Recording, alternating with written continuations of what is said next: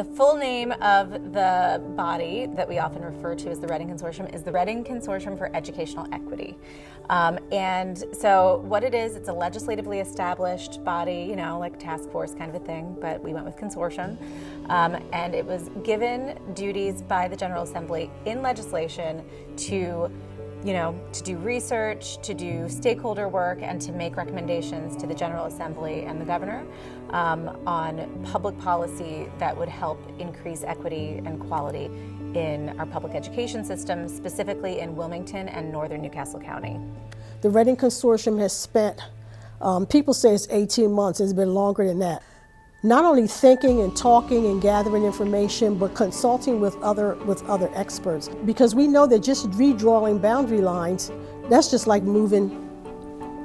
your pieces around on the chessboard, right? It has to be intentional about it. So the combination of making recommendations around a system and looking at what are the social conditions that impact learning, that impact teacher recruitment and retention, what are all those things, and how can we build interventions and supports and differential ways of addressing those social drivers. That's all a part of the Redding Consortium's charge. It grew out of the Wilmington Education Improvement Commission,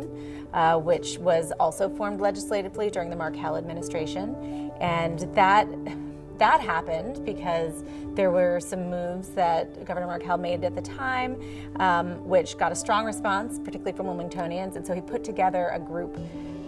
mostly of folks working in Wilmington education and said, why don't you all work to come up with a solution? And that yielded this commission,